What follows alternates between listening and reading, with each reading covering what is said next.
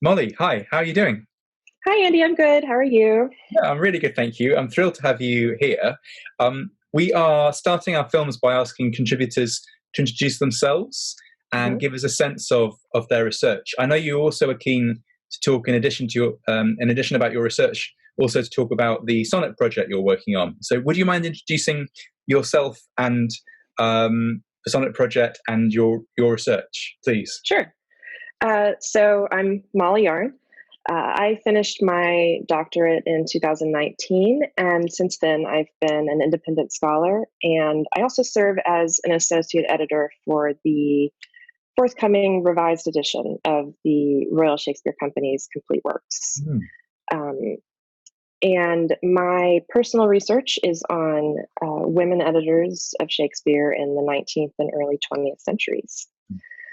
And but through that, obviously, I'm also interested in editing in general. And currently, I am working on the sonnet project, which is something that Jermyn Street Theatre First has my been doing thought, during the other my lockdown. desire. Um, These present and what absent happened with with that was swift that so motion I've been sigh. friends with Tom For Littler, when who's the these quicker artistic director elements are there for a gone, number of years. in tender And embassy of love to at me, the beginning my of the life being lockdown, made they had to full shut with toil down alone, their a big sinks down production to of The death, Tempest with Michael Pennington like oppressed with 6 days in, melancholy. and so they knew immediately that they had to do something during lockdown, like they had to start producing content. So they came up with the idea of doing the Sonnet Project, which is a different actor every day doing a sonnet.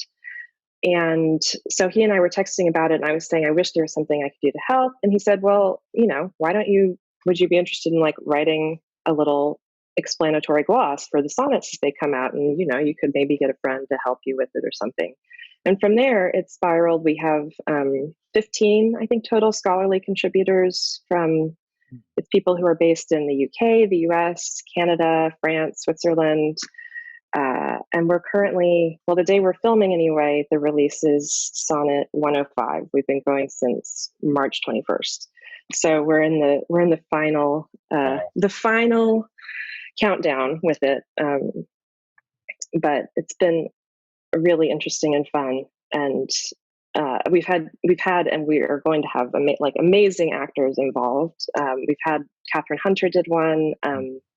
Hannah Murray from Game of Thrones, Miriam Margolyes, and then coming up, we still have Helena Bonham Carter and Tobias Menzies and Olivia Colman. Michael Pennington's doing one. Jamel Westman, who was the original Hamilton in the West End. Um, but I really love that alongside the sort of the working London actors and the kind of big famous actors. What Tom also really wanted to do was give an opportunity for the graduating drama students who didn't get to do their showcases to do something. So a lot of them are being done by graduating actors from drama schools around the UK, which I think is just great. So it's a really cool mix of different people and different voices, and it's been a really exciting project. They've been done in Urdu, Russian, Spanish, British Sign Language, Romanian, Turkish, all of the Romance languages. So it's a really wide ranging and interesting project to be involved with. Fantastic, thank you. If it's okay, we might circle back to the Shakespeare Sonnet Project at the end after we talked about Yeah. your research. But I'm a huge fan of that project. I'm a huge fan of Tom Littler's work as well. He and I worked just a tiny bit together in 2007, which is that's centuries ago, on a stage reading of John Lilly's Galatea that Tom directed. Yes, I've seen that on his CV in the past.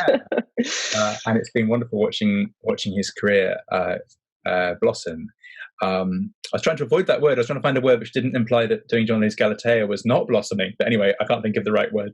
It's been wonderful. Develop.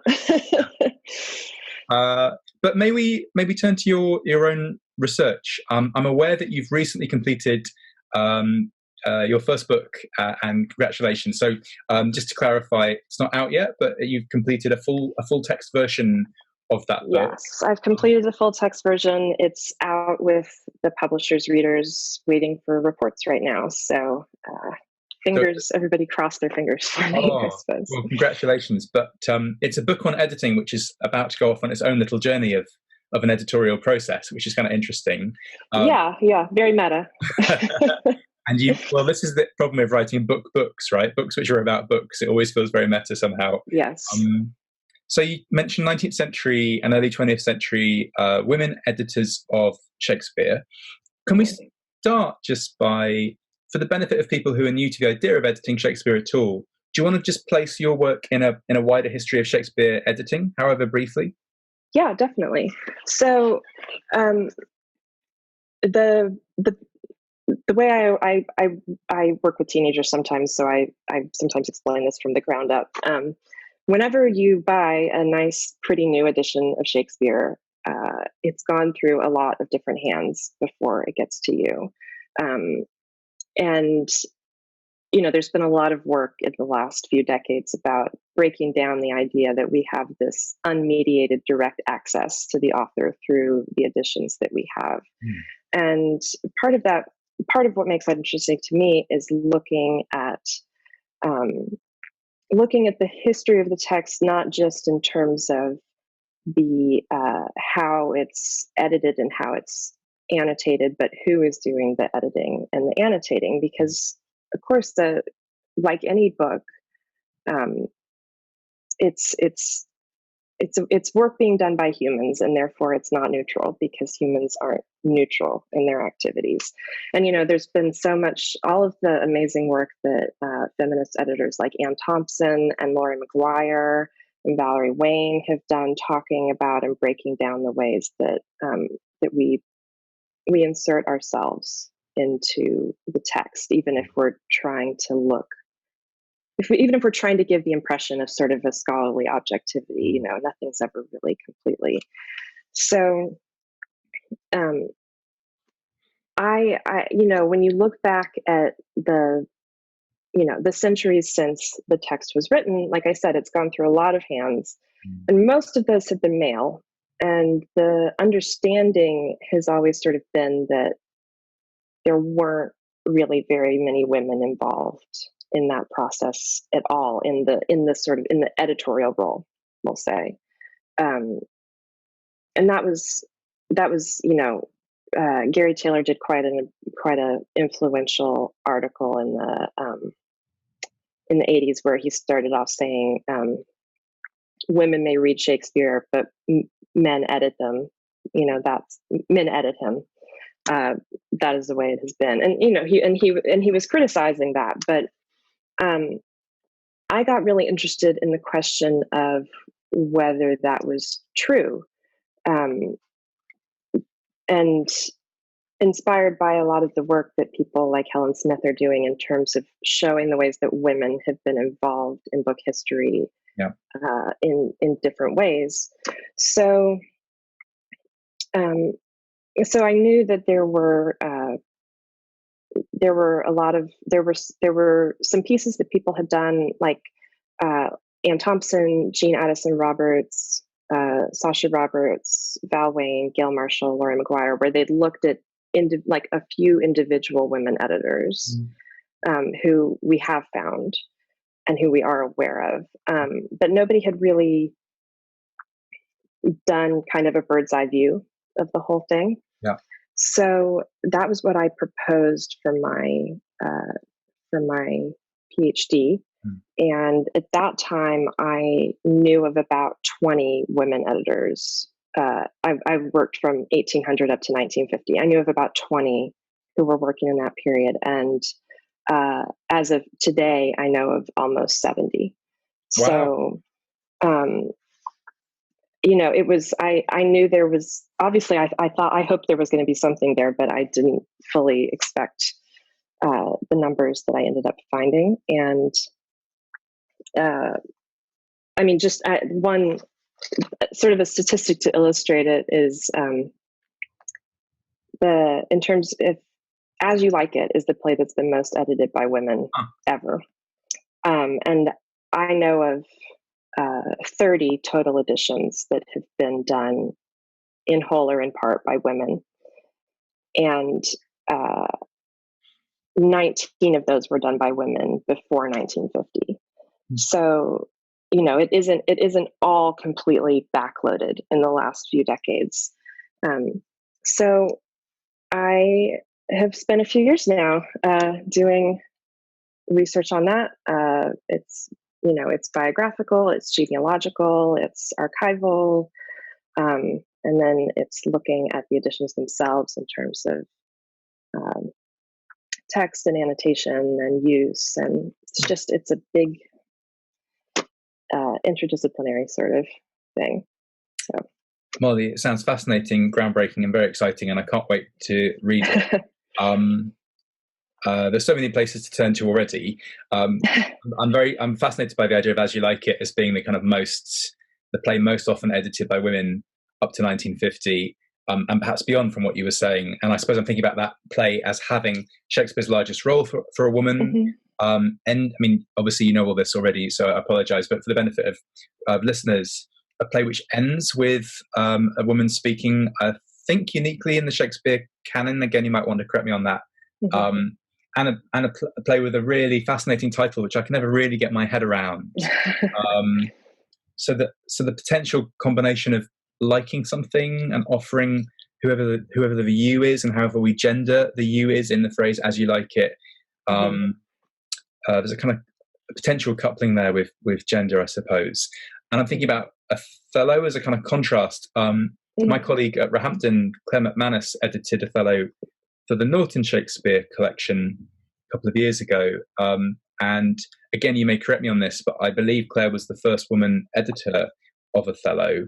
I really hesitate to say that to you, but it's certainly unusual for women to be given that play to edit, I believe. So thinking about where particular plays sit and some of the things you're looking at.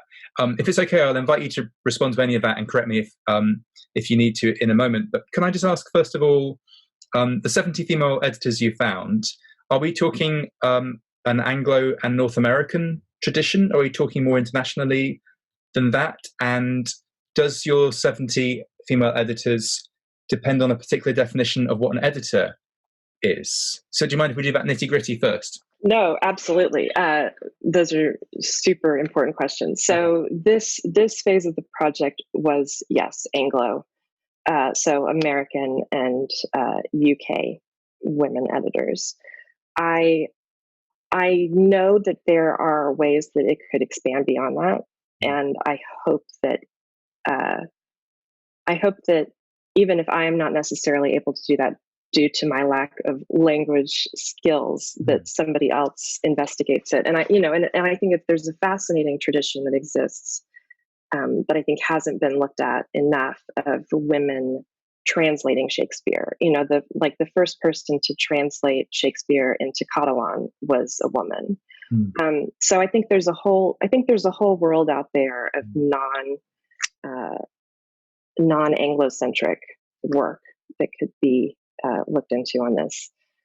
Somebody else, please. And then the definition of editing. So what I basically chose to do, I thought about this a lot, is I chose to count somebody as an editor if they were listed as the editor on the edition. Okay. So because you are looking at different definitions of what editing is throughout the years, that's evolved. It has not always looked the way it looks right now. Yeah. And actually you've keyed into a really major theme of the project, which is considering what I sort of call alternative textual engagement, ways that people work with or edit the text or are involved with the process of editing the text that aren't the modern traditional sort of sitting and collating every word. What are the different types of textual or editorial labor that go on in producing an edition? And to me, one of the most important things to realize was that editions aren't all intended for the same purpose. Yeah. And that was particularly true, in the there's a transition during the 19th century where the purpose of most of the editions that are published shifts. And so I think it's really important to take into account who the intended user is, what the market is, because the process of editing is going to be different based on that. But on the most fundamental level, my primary criteria was I said no matter what it looks like from modern eyes, if someone is listed as the editor on the title page of an edition, then I will consider them the editor, and then we'll see what that tells us and go from there. Yeah. Okay, that's very exciting. And makes your figure of 70 editors even more striking, I think, because I was assuming some of the editors who would fall under your purview might not be named on the edited book. Mm-hmm. And I guess I want to ask you whether you think there might be another history to recover there. So I'm thinking about some very major theatre historians, for example, in the early 20th century, like Charles William Wallace, who Lucy Monroe has shown was working incredibly collaboratively with his wife, Huldah Bergen Wallace, but whose name does not end up on the title page. So I also wonder whether there may be kind of female editorial agency, female editorial contributions to editions which do not acknowledge that fact. Yeah, absolutely. This is to me one of the most frustrating and interesting things about this.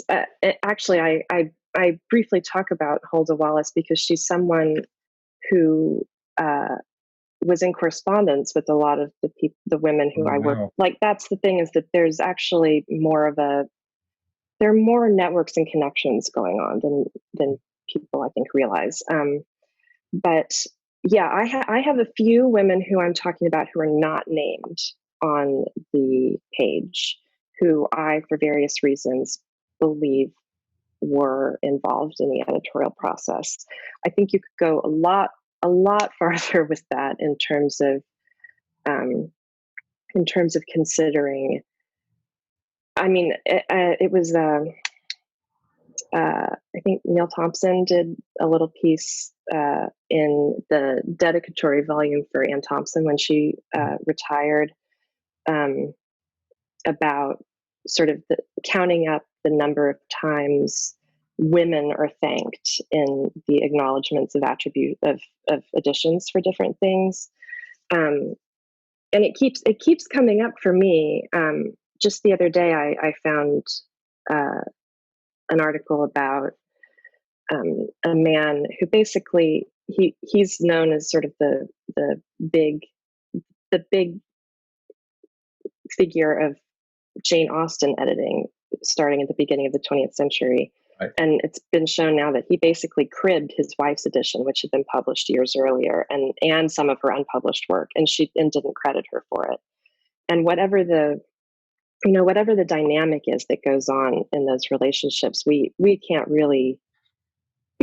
fully know, but there are a lot of husband and wife editorial teams. Yeah. There are brother and sister editorial teams, and that's a place where, for as many of them as there are that are acknowledged, where they're both on the title page, I think there are, for each one, I think there are 3 more where you could say that person was an editor just as much as the man on the title page and isn't listed.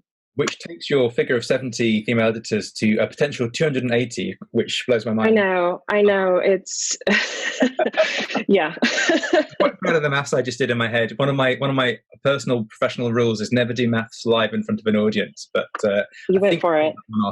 I dread to think if I got that wrong. Gosh, so I mean, the Jane Austen example brings me back to the question I was sort of moving towards earlier about As You Like It and Othello, because Jane Austen's work is full of incredibly understandable rage about the ways in which men fence off and take ownership of women's imaginative lives.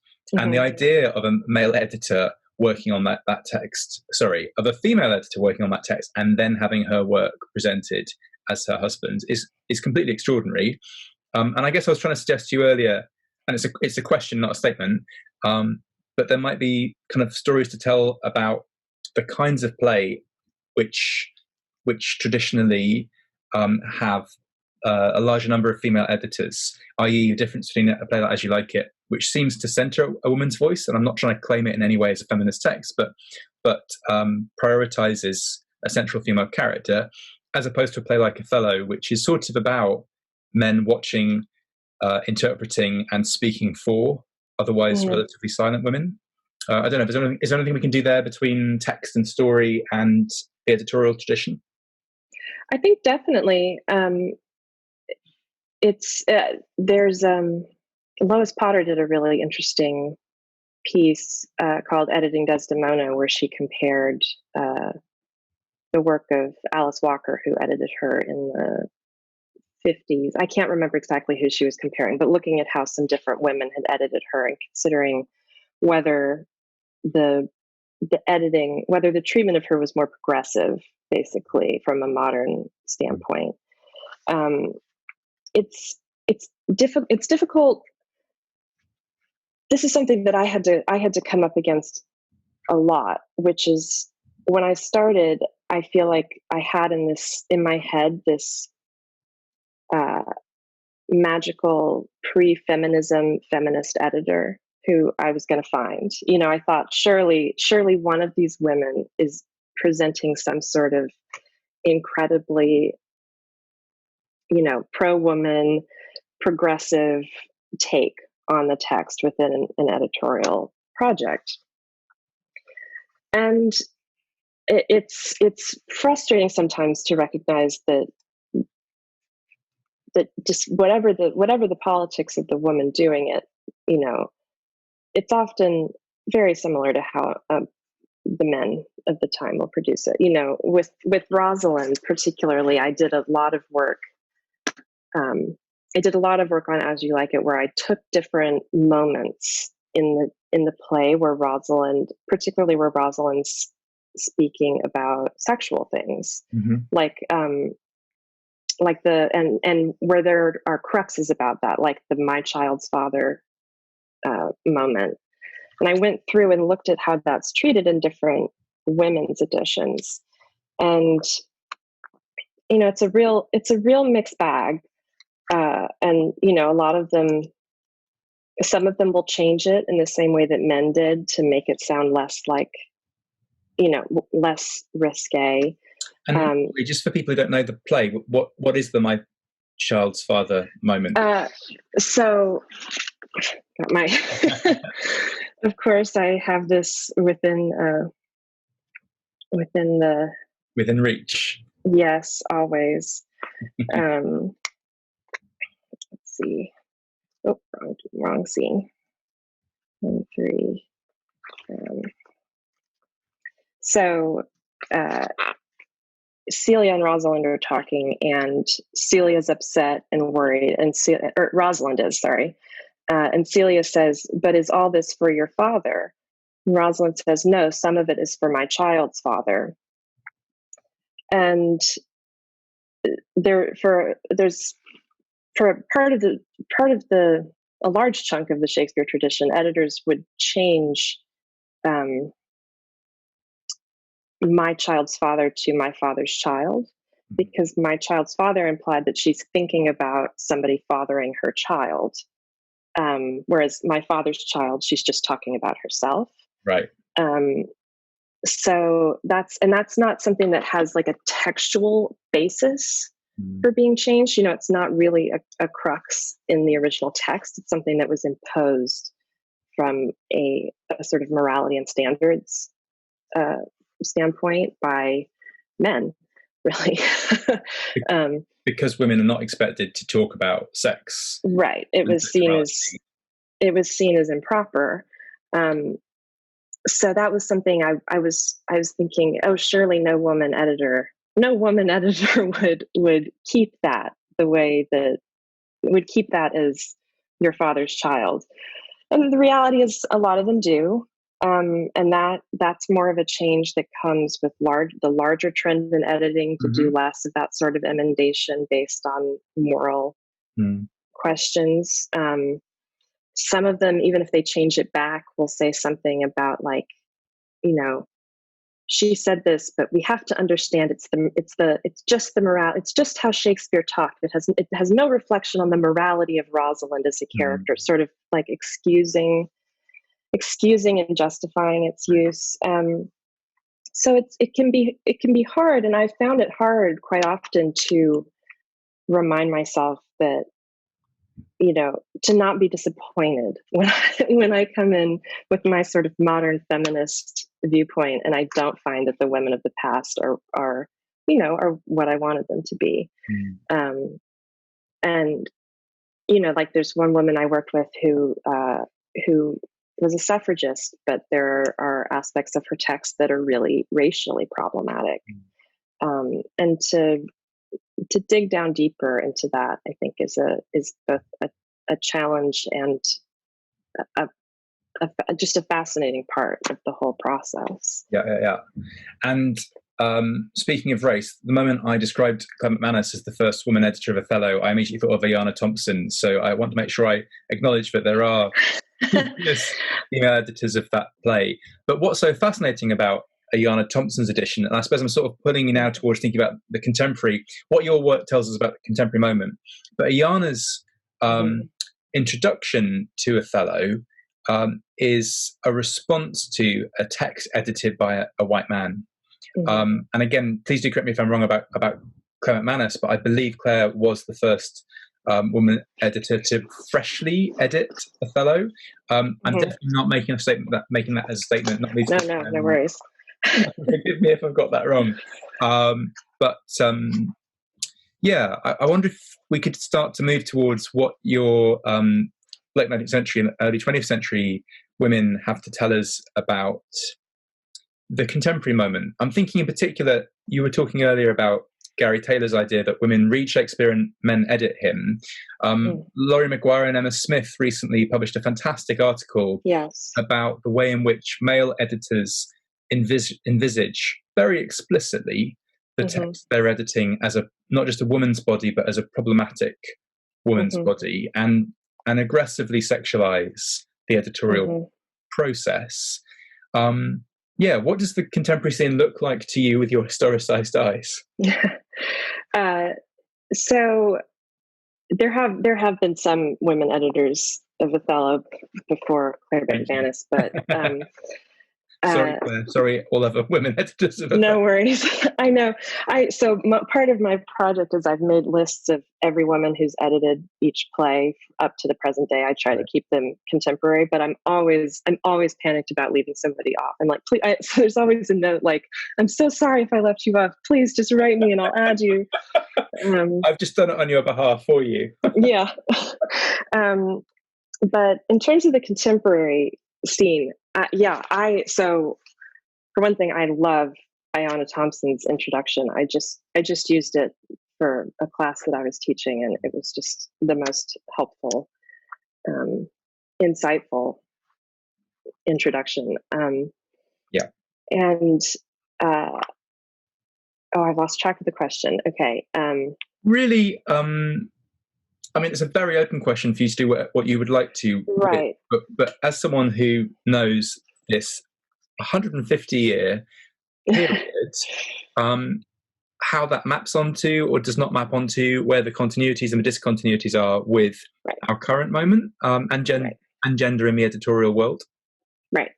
So what I would say is that at the point in the 70s and 80s when this conversation started about there not being any women who edited Shakespeare,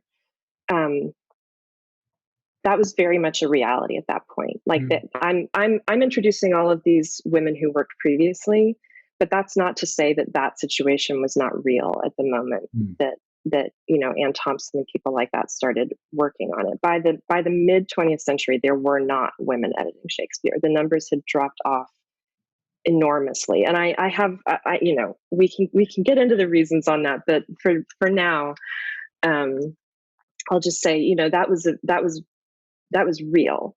The situation that they were talking about and criticizing, the imbalance was very real.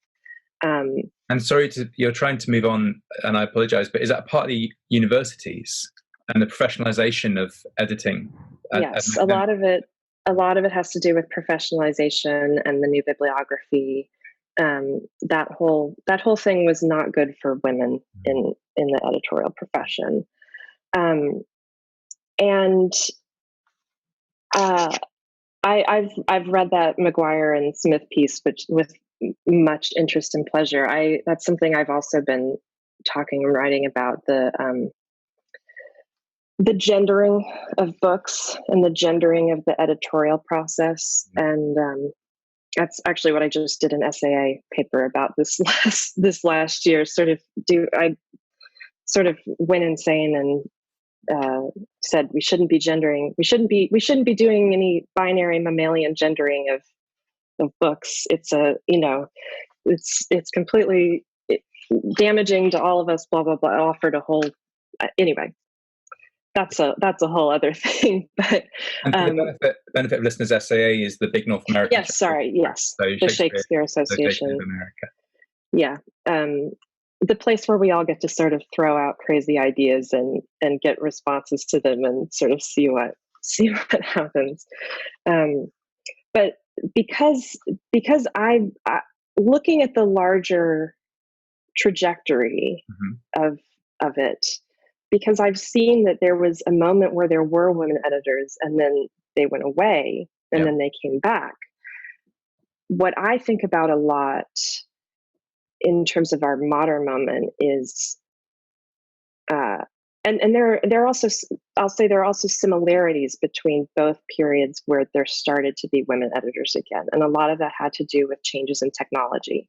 In the 19th century, it had to do with cheaper printing technologies and the ability just to create more books cheaply.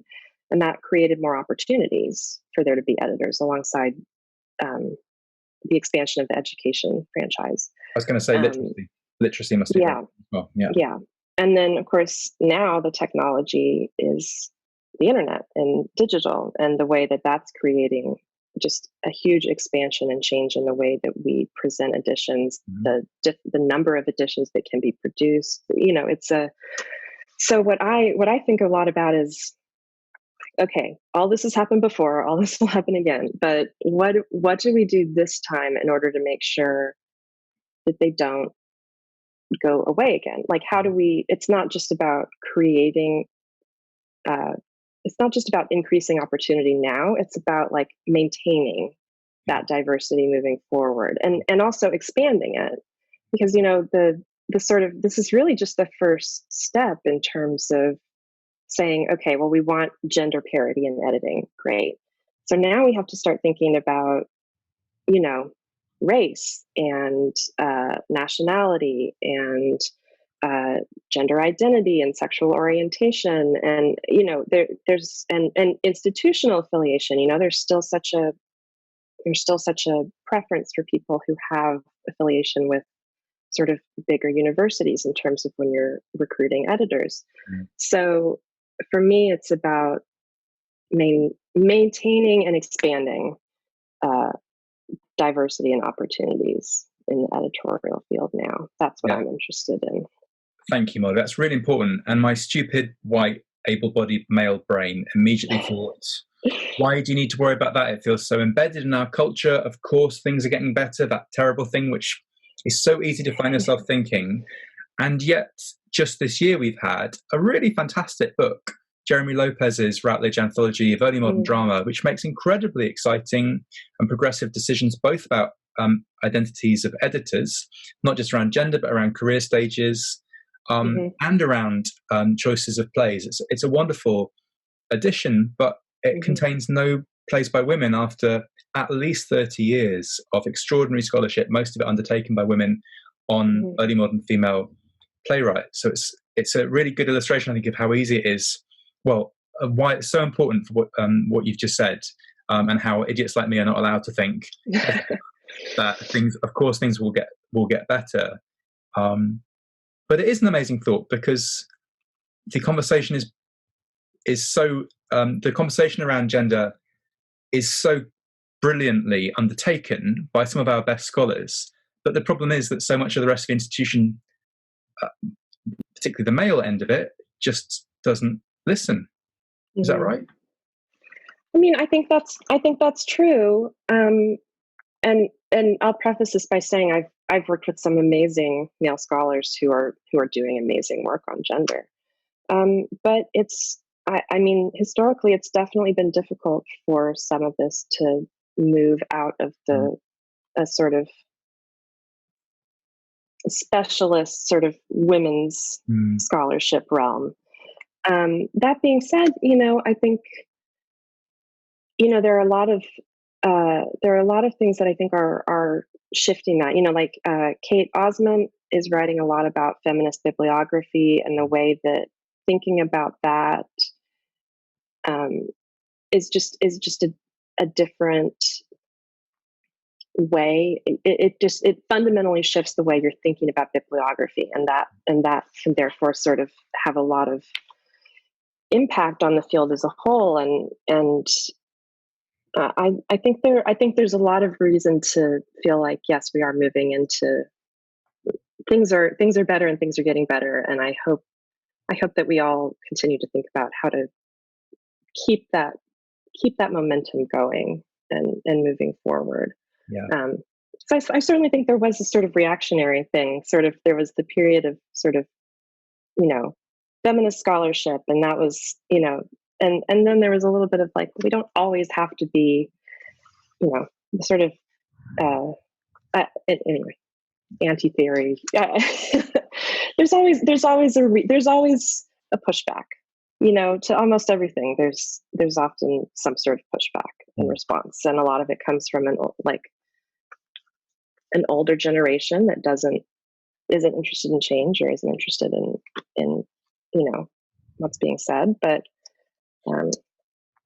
the current field is very very interesting and promising. Norton 3 very rightly, I think, was used as part of their sort of advertising materials, that more than half of their textual editors were women, that they had sort of gone over the gender parity. Yeah. And so that's great, and that's what I want to keep. I want to keep us at that level, and then I want to keep moving beyond that as well. That's exciting. So I said at the start we would try and dovetail back to the Sonnet project. Yes. But Molly, I wonder if it might be the answer to this question is no, and that's fine. But are there creative or intellectual benefits to moving in the way that you do, between historicizing an editorial tradition on the one hand, and then yourself curating and perhaps editing, depending on how we define that word, your own anthology of spoken word versions of Shakespeare? Are there cross connections there? Yes, I think so. To start, something that I think about a lot is how much of a collaborative process editing is, and always has been, despite this sort of vision of sort of the solitary male editor responsible for producing the whole thing. So I personally really enjoy working collaboratively. It's a big part of my sort of life and background in other areas. So with the Sonnet project, for one thing, there's I have brought together the scholars, and I organized that all coming in together. At the theater, there's Kat Roby is amazing. She organizes and it lists the actors and brings everybody together and makes it all happen. And then Karen Walsh deals with all of the digital and all the film editing and so I love looking at the new, how collaboration works in this new world, which is not just collaborative in terms of the people who are creating, but collaborative in terms of how it's interacting with its audiences. Because that's the other thing, is that, like I said earlier, every edition is intended for something. Editions are intended for different audiences, and this is meant for, well, we have it on Twitter, Facebook, and Instagram. So this is what do they call it? Digital native, a digital born edition. But it's also keyed into the awareness that somebody wants to watch a minute-long video and then maybe glance below and get a little extra information. So we try to do everything in like 1 to 2 tweets in terms of glossing. And what I've felt from the beginning is this is there's a freedom and a sort of liberating feeling in terms of working in this what seems like a really restrictive form.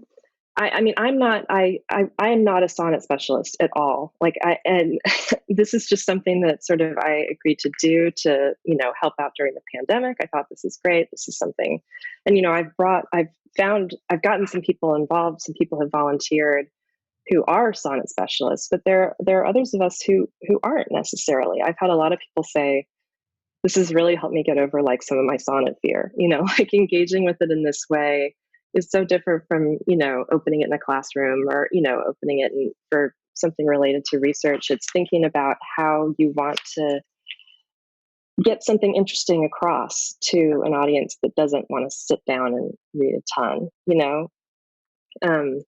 and I mean, I'm constantly recruiting for new editors. Like, if anybody who's watching this is interested, please get in touch with me for the last run. And as I recently said in a recruiting tweet, this is the only editorial project in which you will get to use the phrase "effed up," because I feel like this is all, and I found in myself, like, increasingly I feel looser and more freeform, and it's fun, and I just it's exciting, and I love that there are different voices involved. Like, a lot of us are early career researchers, and then there are some more senior scholars doing it. So it's just different voices, different languages, a different format. I think I think a lot of that really sums up what we're looking at in terms of Shakespeare editing moving forward in the 21st century. I mean, that's what a lot of it comes down to me. Yeah. Apart from the 1-minute video thing, I feel like everything you said has, hopefully anyway, strong affinities with what we're trying to do on a bit lit. Definitely. And it's fascinating to hear, and really exciting and inspiring to hear about what you're doing. Molly, we're coming to an end now, and we finish, as I think asking our contributors where the word literature sits in their own vocabulary. And I suppose I'm wondering where literature might sit in some of the editors you've worked on. So feel free to answer this from a kind of research point of view, or more personally, as you wish. But yeah, where does that word sit for you? So for me, I suppose I've never found it a very useful word, or a word that I connected with. And I think a lot of that has to do with what I've perceived as sort of a snobbery associated with it, and also this obviously is reflected in my research, the gendered criteria of how things are identified as literature, and in that I speak as a lifelong reader of romance novels. And so for me, it's always been like, okay, well, I love this genre. People make fun of it. They say it's not literature, and to me, I'm always like, well, it's there's a documentary that they did on the romance industry, Love Between the Sheets, a few years ago. And they talk about, in the US alone, romance publishing is $1 billion industry, and romance readers buy a lot. So romance really, somebody I think said, it's the engine that drives publishing. So women writing, women buying books are essentially that's the source of funding for the sort of literary, the like high literary part of publishing. So for me, I've always sort of, it's not a word that I care for that much in a way. And I think some of my historical subjects would agree in a way. A lot of them were novelists. A lot of them wrote the same sort of, the 19th century version of sort of the romance novel. But at the same time, for them, there was a lot riding on them buying into and becoming part of the high literature tradition. That was the way that they got access. That, like, to come into that and to take on that authority, it was incredibly important to them, particularly as they came into the universities and everything. So I think a lot of them might have had if they'd been asked this question, I think they might have had a mixed reaction to it as well. I guess the key question of your work must be not just what do women editors do to Shakespeare, but also what cultural capital Shakespeare brought to these women in their careers, if that's the right word, but in their own kind of cultural capital. Molly, I'm sorry to keep going on about this edition of Othello by Claire Manus, who's going to absolutely kill me after she's seen this film. I'm now thinking that the way that the Norton pitched that edition is that it was the first avowedly feminist take on Othello. Again, feel free to correct me if I'm wrong, but having spent 45 minutes faffing with you about it, I think that's what they actually say, and everything else that was said before by this idiot over here should be ignored. It's been really fascinating conversation, and I especially appreciate everything you said about literature. And it's one of the reasons we asked this question is that it does feel like it's a male power grab on reading and writing, that term, and it has, in all the wrong ways, it has a sort of big lit energy. Try to say that very carefully about it, in ways which we should all be suspicious of. So I really appreciate everything you said. Good luck with the rest of the sonnet project, and good luck with the book, which I cannot wait to read. Thank you very much. Thank you. It's been a pleasure. Thank you, Andy. Take care.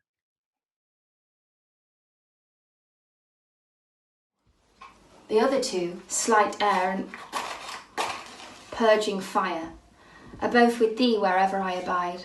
The first my thought, the other my desire. These present absent with swift motion slide. For when these quicker elements are gone, in tender embassy of love to thee, my life being made of four, with two alone, sinks down to death, oppressed with melancholy. Until life's composition be recurred by those swift messengers returned from thee, who even now come back again, assured of thy fair health, recounting it to me. This told, I joy, but then no longer glad. I send them back again, and straight grow sad.